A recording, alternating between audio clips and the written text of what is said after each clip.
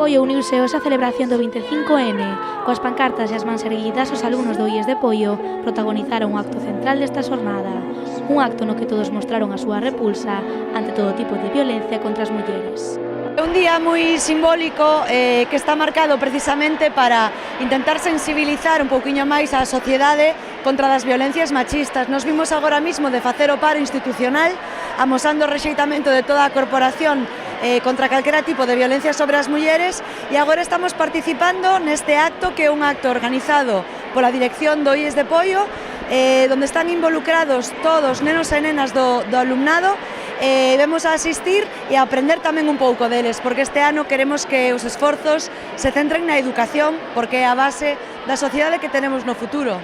Vestidos de negro e formando un gran lazo violeta, con esta performance os alumnos do IES de Poio recordaron as 12 mulleres galegas asasinadas nos últimos 4 anos.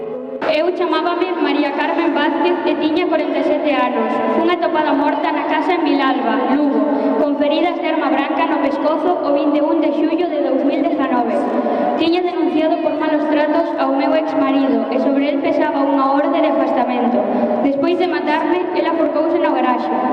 Para rematar o acto, os escolares defenderon a través dun manifesto a importancia de previr esta violencia nas aulas e de promover relacións de respeto e de igualdade entre a sociedade.